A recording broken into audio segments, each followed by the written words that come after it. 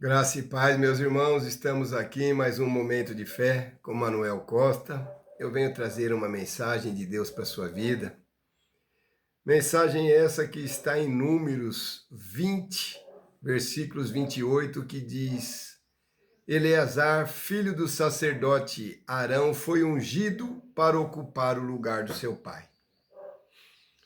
Meus irmãos, Eleazar no hebraico significa Deus ajudou ou Deus é o auxílio. E naquela época se colocavam muitos nomes dos filhos em reverência a Deus, né? Um nome que carrega testemunho porque Eleazar viveu o peso da perda, mas também a honra da continuidade. Eleazar era filho de Arão, o sumo sacerdote. Ele viu seus irmãos Nadab e Abiú morrerem por oferecerem fogo estranho diante do Senhor, uma coisa que não condizia com a realidade que Deus queria para aqueles homens. E isso foi um momento traumático, um luto dentro do culto, silêncio imposto por Deus, aprendizado duro sobre santidade, porque muitas das vezes a gente paga caro, né? Principalmente quem se interessa, quem se dedica a buscar santidade, sabe o preço que isso custa. Mas mesmo assim, mesmo diante de todas essas calamidades que aconteceu, Eleazar permanece. Ele não abandona o sacerdócio, ele não se rebela, ele não se afasta, ele não murmura. Mais tarde, quando Arão, seu pai, morre no Monte Or, Eleazar recebe as vestes sacerdotais diante de todo o povo. O ministério não termina, ele continua. Eleazar atravessa o deserto, lidera junto com Moisés e Josué e entra na terra prometida como sacerdote fiel. Ele é a prova de que Deus levanta pessoas estáveis em meio ao caos. Isso quer dizer que não importa o momento que você está vivendo, se você crê, se você é obediente, se você busca santidade, Deus vai te levantar de uma forma ou de outra. Então, Eleazar, ele nos ensina algo precioso: fidelidade não é a ausência de dor, mas é a permanência apesar dela. Você pode sentir a dor, mas você permanece firme. Ele viu erros graves dentro da própria casa, né? Viu juízo, viu falhas familiares, e isso acontece nos dias de hoje. Mas mesmo assim, ele escolheu honrar o chamado. Que isso sirva para a minha vida, para a sua vida, porque independente da condição que a gente estiver, que nós honremos o nosso chamado. Sabe, Eleazar mostra que Deus, ele não cancela propósitos por causa de traumas. Quem permanece fiel carrega o futuro da obra, carrega o futuro da família. O chamado não depende da perfeição dos outros.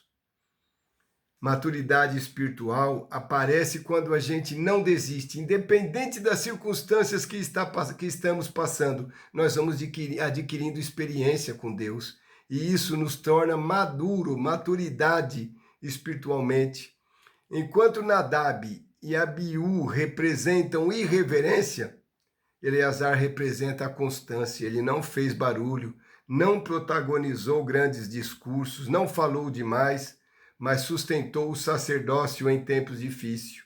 E isso, aos olhos de Deus, é grandeza e é agradável aos olhos do Senhor. Então, meus irmãos, da mesma forma, não abandone o que Deus te confiou por causa da falha dos outros. Sabe, às vezes você fala, mas eu não tenho uma missão dentro da igreja, não tenho um sacerdócio. Tudo bem, mas você tem um sacerdócio familiar. Você tem pessoas na sua casa que a responsabilidade acaba caindo sobre você. Porque enquanto tem um coração, quando tem um coração quebrantado para Deus trabalhar dentro de uma família, é esse coração que ele vai trabalhar. É esse coração que ele vai aplicar a promessa daquela palavra: eu e a minha casa serviremos ao Senhor. Através de um, todos caem na mesma rede, entende? Então permaneça fiel, mesmo quando o ambiente é difícil, mesmo quando parece que as coisas estão mudando e mesmo quando parece que nada vai acontecer. Honra o chamado do Senhor com responsabilidade e temor. Sabe qual é o chamado? Eu estou falando, nem todo mundo tem chamado chamado eclesiástico, né? Um chamado para alguma posição dentro da igreja, mas você tem o chamado familiar. Você tem que cuidar da sua família. A vida espiritual da sua família, você é responsável. O homem deveria ocupar a posição de sacerdote do lar, né? Prover a vida espiritual para a esposa e para os filhos, mas isso não tem acontecido hoje. Mas vejo muitas mulheres guerreiras, sabe? Mulheres guerreiras que levantaram, que tomaram essa posição, pegaram essa bandeira e estão indo até o final. Mulheres que chegaram com paciência, com fé, com perseverança e converteram, né? Através delas, seus maridos se converteram e hoje estão juntos, servindo ao Senhor. E lembre-se de mais uma coisa: Deus ajuda quem permanece. Então não desista. Quem fica, carrega a continuidade do propósito. Amém, meus irmãos? Vamos orar? Senhor Deus, nós nos colocamos diante de Ti com o coração aberto e sincero, Pai. Reconhecemos que muitas vezes ouvimos a Tua voz, mas resistimos ao Teu chamado. Vemos Teus caminhos, mas escolhemos os nossos. Ainda assim o Senhor permanece fiel. Então quebra todo orgulho escondido, cura toda resistência interior e alinha o nosso coração com a Tua vontade, Senhor. Ensina-nos a amar mais o Teu reino, mais do que posições, e obedecer mesmo quando a gente não entende o que está acontecendo, e celebrar a vitória do nosso irmão, celebrar a vitória da nossa família, e confiar quando os caminhos parecem simples demais. Se houver algo em nós, Pai, que tem tomado o teu lugar, nos revela, confronte, remove.